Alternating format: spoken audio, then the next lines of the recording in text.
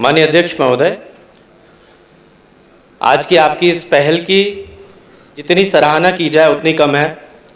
आज आपने विशेष सत्र आमंत्रित किया और मध्य प्रदेश का गौरवशाली इतिहास, आज अपने मध्य प्रदेश विधानसभा का गौरवशाली इतिहास आज अपने 70वें वर्ष में प्रवेश करेगा। मैं आपको इस सराहनीय कार्य के लिए धन्यवाद तो देना चाहता हूं और साथ ही इस बात के लिए भी धन्यवाद देना चाहता हूं कि इस महत्वपूर्ण अवसर पर आपने मुझे बोलने का अवसर प्रदान किया। हमेशा आपने मार्गदर्शन, आशीर्वाद दिया और आज पुनः आपका आशीर्वाद मुझे प्राप्त हुआ। माननीय अध्यक्ष महोदय, आशा करूंगा कुछ बातें प्रदेश की रखूंगा, उसको आलोचना के रूप में ना ली जाए, वो वास्तु स्थिति है और जब हम उसकी बात करेंगे तो मैं आज ये इसको पहले से, जैसे आप कह देते हैं ये पढ़ा जाए, तो मैं मानूंगा ये पढ़ा जाए कि इसमें हम सब मिलके भागी हैं। इसके मैं ये नहीं कहूंगा कि उसके कहीं ना कहीं हम भी ये भागीदार होंगे, लेकिन वास्तु स्थिति की जब तक हम चर्चा नहीं करेंगे तब तक उसके सुधार की चर्चा कैसे आएगी। पहले डॉक्टर बीमारी पकड़ता है और फिर बीमारी के बाद उसका इलाज शुरू करता है। मैं आशा करूंगा माननीय अध्यक्ष महोदय कि समस्या के साथ साथ कुछ सुझाव भी दूं और जो सुझाव मैं दूं और जब अगले सत्र में हम लोग सब बैठे तब उन सुझावों पर क्या क्रियान्वयन हुआ, संबंधित मंत्री, सिर्फ मेरे नहीं बल्कि प्रतिपक्ष के ओर से आए हुए सभी सुझावों को गंभीरता से लेकर के बताएं कि कार्य पर क्या प्रगति हुई और कब तक पूर्ण होगा। उन सुझावों के बारे में चर्चा की जानी चाहिए विस्तृत रूप से। मेरे लिए बड़ी गर्व की बात है माननीय अध्यक्ष महोदय, मैं उस सदन का सदस्य बना हुआ, निर्वाचित होकर के आया हूं जिसमें मेरे स्वर्गीय पिताजी श्री सत्यदेव कटारे जी, उन्होंने कई बार चुन करके आए वो इस सदन के अंदर। जब मध्य प्रदेश अविभाजित था, जब मध्य प्रदेश छत्तीसगढ़ एक था, तब भी वो इस सदन के सदस्य रहे। बाद में विभाजन हुआ, उसके बाद भी वो इस सदन के सदस्य रहे और उनको विधायक रहते हुए सबसे उत्कृष्ट विधायक का अवार्ड दिया गया इस सदन के द्वारा। उनको मंत्री रहते हुए उत्कृष्ट मंत्री का अवार्ड मिला इस सदन के द्वारा और उन्होंने भारत के इतिहास में पहली बार शैडो कैबिनेट की स्थापना करी जो कि मध्य प्रदेश से हुई। मेरे स्वर्गीय पिताजी श्री सत्यदेव कटारे जी ने एक महाघोटाला, व्यापम का महाघोटाला उठाया और जो भ्रष्टाचार की लड़ाई ईमानदारी और बेबाकी से लड़नी चाहिए थी वो चीज की उन्होंने प्रेरणा दी और कोशिश करता हूं कि उनकी दी हुई प्रेरणा के अनुसार मैं आगे बढ़ सकूं और जो उनके अधूरे कार्य हैं उनको पूरा कर सकूं। मैं अपनी अटेर क्षेत्र की जनता के लिए जीवन भर ऋणी रहूंगा कि ये उनका आशीर्वाद है। मैं आज इस सदन का सदस्य बना हूं, एक बार नहीं दो बार बना। इतनी कम उम्र में माननीय अध्यक्ष महोदय मुझे मेरी पार्टी ने 4 बार विधानसभा चुनाव लड़ने का अवसर दिया। इस उम्र में तो टिकट भी लोग नहीं सोचते हैं, मेरे को 4 बार अवसर दिया और 2 अलग अलग विधानसभाओं से अवसर मिला। मैं अपनी पार्टी का भी ऋणी हूं, मैं पूरे कांग्रेस परिवार का ऋणी हूं कि आज यहां पर मुझे इस अवसर पर बोलने का मौका दिया। हमारे नेता प्रतिपक्ष जी ने इस बात को कहा अपने वक्तव्य में कि विधानसभा की कार्यवाही को लाइव किया जाना चाहिए। मैं उनकी इस बात का पुरजोर समर्थन भी करता हूं और साथ में यह कहना चाहता हूं माननीय अध्यक्ष महोदय, क्योंकि 2011 का सेंसस था, वर्तमान जो पॉपुलेशन एस्टिमेटेड है दैट इज अराउंड 9 करोड़। तो हमारी 9 करोड़ की जनता ने बड़ी बुद्धिजीविता से बड़ा सोच समझ के निर्णय लिया और हम सबको 230 लोगों को, जिसमें आप भी शामिल हैं, हम सबको चुन करके यहां भेजा। उद्देश्य था उनका कि हम लोग जब इस सदन के सदस्य बनेंगे तो हम उनके जो विषय हैं उसको उठाएंगे, जो मध्य प्रदेश के हित के विषय हैं उनको उठाएंगे और उनकी बात को मजबूती से सदन के अंदर रखेंगे। तो मैं आज जानना चाहता हूं या मैं सुझाव देना चाहता हूं माननीय अध्यक्ष महोदय कि क्या उस जनता को जिसने हमें चुन के भेजा उनकी बात करने के लिए क्या उस जनता को हमारी कही गई बातों का सुनने का अधिकार होना चाहिए या नहीं होना चाहिए माननीय अध्यक्ष महोदय। क्योंकि लोकसभा हो, राज्यसभा हो, अन्य राज्यों में प्रणाली लागू हो गई है, क्या हम ऐसी कोई बात कर रहे हैं जो हमारी जनता नहीं सुन सकती? आखिर जनता से मुंह छुपाने का क्यों ये प्रणाली अपनाए? मेरा आग्रह है हाथ जोड़ के अध्यक्ष महोदय, आपने बहुत सारी चीजों पर सुधार किया जब से आपने इस आसन को ग्रहण किया है। मैं आशा करूंगा जल्द ही इस चीज को भी आप लागू करें। एक सुझाव और माननीय अध्यक्ष महोदय, संवैधानिक व्यवस्था में उल्लेख है विधानसभा उपाध्यक्ष के लिए और निश्चित ही यदि आपके सहयोग के लिए सदन के सहयोग के लिए एक विधानसभा के उपाध्यक्ष भी यदि नियुक्त होते या निर्वाचित होते तो विकास की गति को तो ताकत मिलती ही मिलती। साथ ही साथ सदन के जो कई साले पेंडिंग काम है, चाहे इतनी समितियों के पेंडेंसी है, उन सबको भी निपटाया जाता। हमने कई बार आग्रह किया, माननीय मुख्यमंत्री जी से आग्रह किया, आपसे संसदीय कार्य मंत्री जी से आग्रह किया कि इस पद को रिक्त ना रखा जाए। रिक्त रखना जनता के साथ अन्याय है, इस पद को भरा जाए। और यदि कांग्रेस के लोगों से बिल्कुल ही ईर्ष्या या घृणा है कि नहीं लेना है तो फिर आप बीजेपी का ले लीजिए, लेकिन इस संवैधानिक व्यवस्था के साथ अन्याय नहीं होना चाहिए। उस पद के कारण हमारी जनता के कार्य की प्रगति नहीं रुकना चाहिए। माननीय अध्यक्ष महोदय, सब लोग बात करते हैं, खासतौर पे भारतीय जनता पार्टी के नेता, विजन 2047 की। माननीय प्रधानमंत्री जी ने कहा विजन 2047। मध्य प्रदेश के सारे नेता कहते हैं अपने वक्तव्यों में विजन 2047। क्या है विजन 2047? और उससे महत्वपूर्ण क्यों विजन 2047? क्यों नहीं 26? क्यों नहीं 28? क्यों नहीं 33? क्यों 47? मैं आपका ध्यान आकर्षित करना चाहूंगा एक फिगर पे कि जब हम 2047 में प्रवेश करेंगे अध्यक्ष महोदय, तो माननीय प्रधानमंत्री जो नरेंद्र मोदी जी, उनकी वर्तमान में उम्र है 75 साल, 22 वर्ष और जोड़ देते हैं, 97 साल के हो चुके होंगे। आदरणीय कैलाश विजयवर्गीय जी की उम्र है 69 ईयर्स और 22 साल जोड़ते हैं 91 ईयर्स के हो चुके होंगे। मैं अध्यक्ष महोदय, मेरी कोई उम्र कोई बता सकता है क्या? आज भी मेरे बाबा ये दौड़ नहीं सकता अध्यक्ष महोदय, मेरे से पंजा नहीं लड़ा सकता है। बताइए अध्यक्ष महोदय, तो मेरे को बूढ़ा बता रहा है। चलो कंटिन्यू करें, घटा दें। अभी संसदीय मंत्री जी ने कहा था इसमें टोका टोकी नहीं होगी, तो ठीक है। अब वो तो संसदीय मंत्री हैं, वो तो जो चाहें। उम्र को चुनौती मत दो किसी की भी। नहीं नहीं, बिल्कुल नहीं। जो गूगल बाबा कहेंगे, निर्मल बाबा की उम्र, मैं उसी के अनुसार चलूंगा, मैं उससे बाहर नहीं जाऊंगा। माननीय अध्यक्ष महोदय, मैं तो आपकी उम्र का भी देखा, मैं तो आपकी उम्र जो है, अरे टोका टाकी नहीं होगी भैया, निर्देश आए थे। अब आप ऐसे थोड़ी नहीं। विषय ये इसलिए है क्योंकि हम 2047 की बात कर रहे हैं और जो लोग इस संकल्प की बात कर, मैं एक इतिहास का चलिए उदाहरण देता हूं क्यों मैं इस बात को कह रहा हूं। जब पंडित अटल बिहारी वाजपेयी जी प्रधानमंत्री थे, इस देश का नेतृत्व कर रहे थे और एपीजे अब्दुल कलाम साहब प्रेसिडेंट थे, तब उन्होंने दिया था विजन 2020। आपको खूब अच्छे से याद होगा माननीय अध्यक्ष महोदय, सब लोगों को ध्यान होगा। और जब विजन 2020 आया तब सिर्फ आडवाणी जी रह गए उस विजन को देखने के लिए। वो भी उनको इस तरह कर दिया कि वो इस विजन को समझ ही नहीं पाए, उनको बिल्कुल दूर कर दिया राजनीति से। और बाकी लोग, मेरा तात्पर्य यह है, इस बात को मैं कह रहा हूं तो उसका उद्देश्य यह है कि वो विजन रखो जिसको हम देख सके। जी माननीय अध्यक्ष महोदय, मैं आपने जो बात कही मैं बिल्कुल उस चीज को स्वीकार करता हूं और साथ में ये आग्रह करता हूं कि जो विजन है उसको मुझे लगता है क्रमबद्ध तरीके से अगर बनाया जाए कि 2028, 2033 और इन चरणों में ये विजन जाकर के पूरा 2047 में इस प्रकार से होगा तो शायद बेहतर होगा, मेरा ऐसा सुझाव है। मध्य प्रदेश में ऑपोजिशन या कहीं पर भी देखा जाए, ऑपोजिशन जो होता है एक आईने की तरह होता है। विपक्ष वो दर्पण है जो सच्चाई का दर्शन करवाता है। तो मैं माननीय सभापति महोदया, मैं आपको इस बात को इसलिए कह रहा हूं क्योंकि वर्तमान में विपक्ष की स्थिति जो है, जिस प्रकार से सरकार विपक्ष के साथ भेदभाव कर रही है या बर्ताव कर रही है, कई बार या प्रकरण लग रहे हैं या उनको धमकियां मिल रही हैं या वो असुरक्षित महसूस कर रहे हैं, इन चीजों पर हमको निगाह डालनी चाहिए। जब तक चेक एंड बैलेंस नहीं रहेगा सिस्टम में, तब तक कभी भी सत्ता अच्छी नहीं चल सकती। हमारा तो कर्तव्य है, ये मेरा कर्तव्य है, हम सबका ये कर्तव्य है कि जो जो आपकी कमियां हैं हम उसको दर्शाएं और आपका काम है आप अपनी बखूबियां बताएं, आप अपनी उपलब्धियां बताएं। लेकिन यदि हम उनमें कमियां नहीं बताएंगे तो सुधार की गुंजाइशें हमेशा खत्म हो जाएंगी।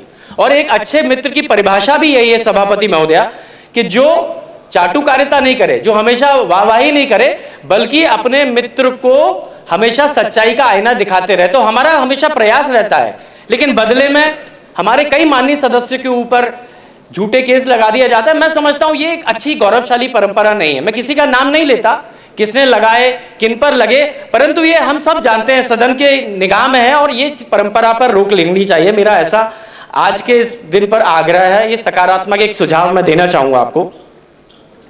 माननीय सभापति महोदय, हमारा 75% राज्य की आबादी कृषि पर आधारित है।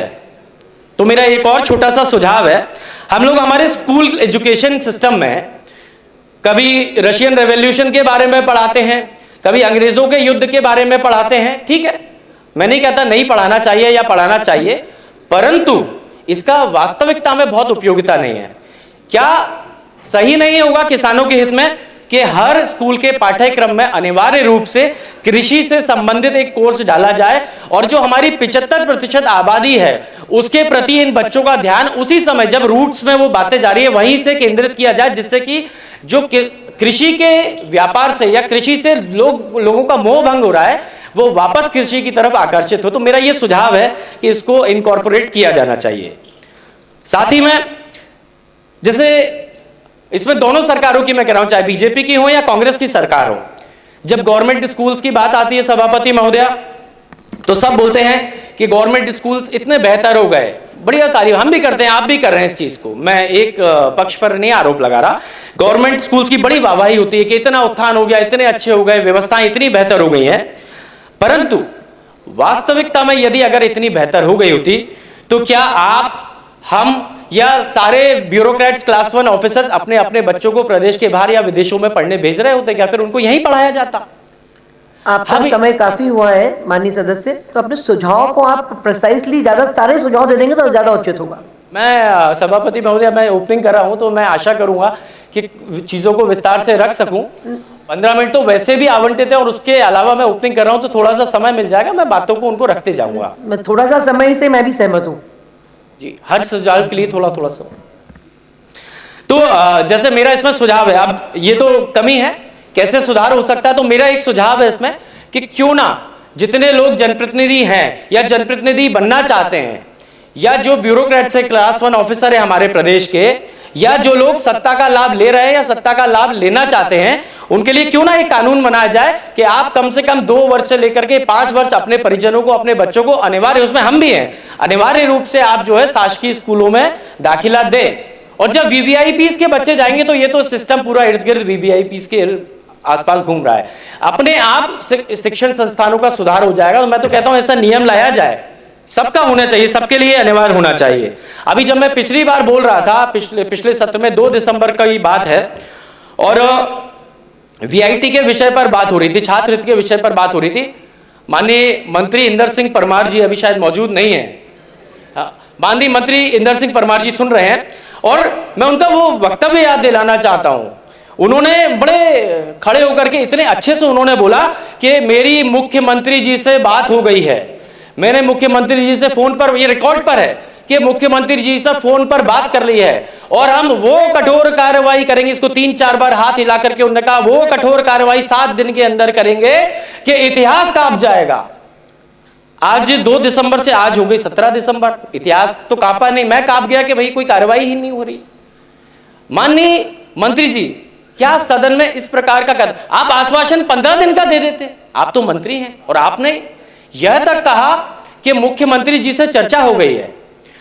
सदन को बताया गया, सदन को यह बतलाया गया कि धारा 41(1) में नोटिस दे दिया गया और 7 दिन के अंदर कार्रवाई करेंगे, माननीय मंत्री जी ऑन रिकॉर्ड पे कहा।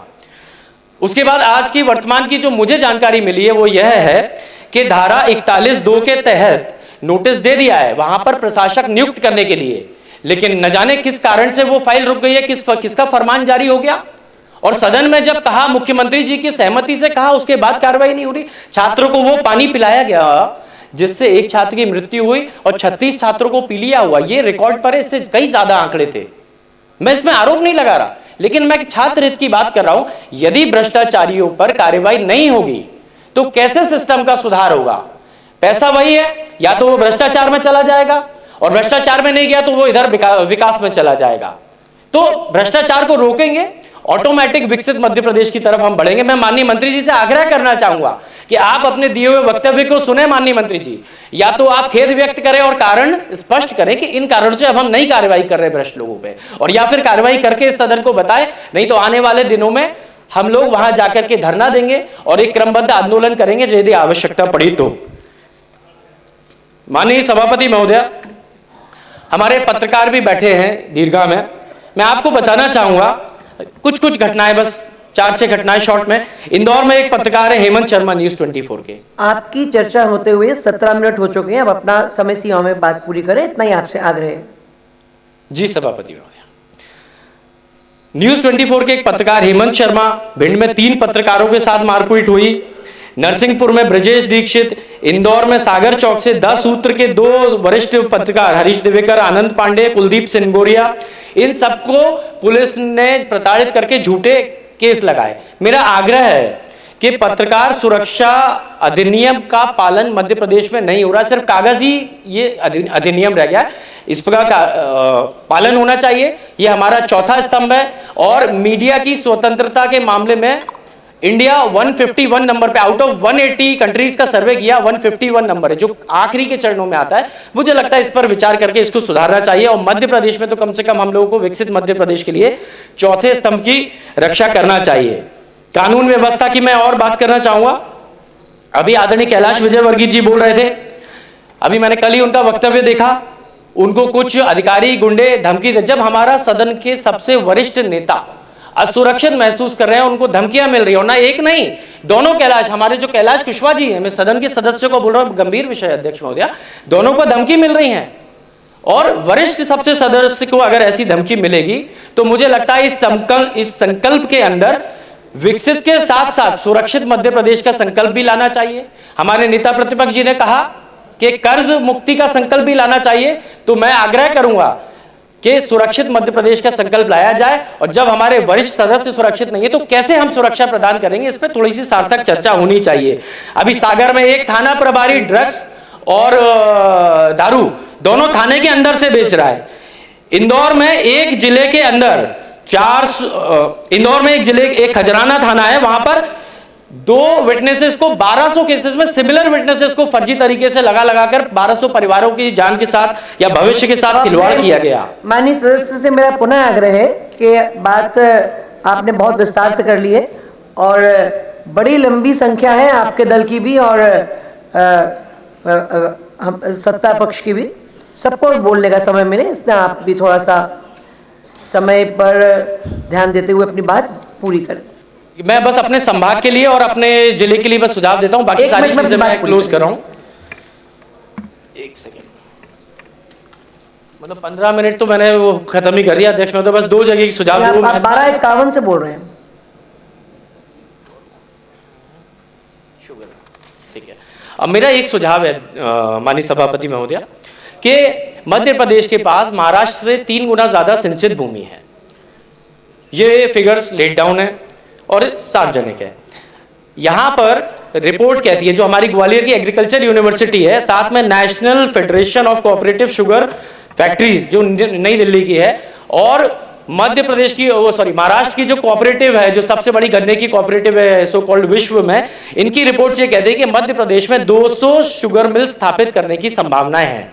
ये रिसर्च आ चुकी है और यदि ये स्थापित हो जाती है तो लगभग 20 लाख किसान इससे लाभान्वित होंगे। तो मैं आग्रह करूंगा, यदि माननीय मुख्यमंत्री जी समय देंगे, यदि कृषि मंत्री जी समय देंगे, तो मैं उनको इसकी डिटेल्स दूंगा और यदि ये स्थापना होती है तो हमारे कई करोड़ों परिवार इससे लाभान्वित होंगे। और साथ ही में कैलारस में जो पुनर्जीवित करना है, हमारे साथी विधायक पंकज उपाध्याय जी ने, हम लोगों ने मिलकर धरना दिया, वहां शुगर मिल है, उसको पुनर्जीवित करने के लिए कदम सरकार को उठाने चाहिए। अंत में मैं अपने जिले के लिए सुझाव देकर के बात को समाप्त करूंगा सभापति महोदय। मेरे भिंड जिले में बेरोजगारी की बहुत समस्या है और कुछ सुझाव जिनसे ये दूर हो सकती है या वहां पर चीजें बेहतर हो सकती है, क्योंकि भिंड जिले के लोग या चंबल माटी के लोग जो है सबसे ज्यादा सेना के प्रति वो अपना जोश जज्बा रखते हैं और जान देने से भी नहीं डरते। तो वहां पर सैनिक स्कूल की स्थापनाएं होनी चाहिए, चाहे भिंड हो चाहे मुरैना, पूरे ग्वालियर चंबल संभाग में हर जगह पर। साथ ही साथ जो सेना से रिटायर होकर के आ रहे हैं, क्योंकि अब अग्निवीर के माध्यम से तो जल्दी रिटायर कर देंगे, मैं तो इस योजना से सहमत नहीं हूं, परंतु जल्दी रिटायर होकर के आने वाले लोगों को ट्रेनिंग देने के लिए, जिससे कि आगे उनका परिवार चलता रहे, उनको वहां ट्रेनिंग सेंटर्स डेवलप किए जाना चाहिए। हजारों लाखों के रोजगार उत्पन्न होंगे। भिंड बस 1 ही मिनट रह गया। भिंड में बहुत अच्छी कला है उनके हाथों में, जहां आप देखेंगे पानी पूरी से लेकर से, चाट से लेकर के, या बड़े बड़े होटल में शेफ भिंड जिले के या मुरैना के मिलेंगे। तो IIHM Indian institute of hotel management की वहां स्थापना की जानी चाहिए, जिससे कि वहां से वो ट्रेनिंग लेकर के रोजगार पा सके। साथ ही में लास्ट सुझाव है जो टूरिज्म है, क्योंकि भिंड में और खासतौर मेरी विधानसभा अटेर में जो चंबल नदी है वहां पर वाइल्ड लाइफ सैंक्चुरी है, वहां पर क्रोकोडाइल्स, घड़ियाल सब पाए जाते हैं, और इनफैक्ट इंडिया में शायद ही ऐसी कोई जगह होगी जहां पे गैंगेटिक डॉल्फिन्स और ऐसी माइग्रेटिंग बर्ड्स हैं जो कहीं देखने को नहीं मिलती। यदि वहां सुरक्षा का भाव दिया जाए और साथ ही साथ टूरिज्म को प्रमोट किया जाए, पैसा लगाया जाए, तो मैं दावे से कह सकता हूं भिंड हमारे मध्य प्रदेश का टूरिज्म के मामले में सबसे बेहतर जिला बन सकता है। इसमें आपका सबका सहयोग, आशीर्वाद चाहूंगा। आपने मुझे बोलने का अवसर दिया, इसके लिए बहुत बहुत धन्यवाद।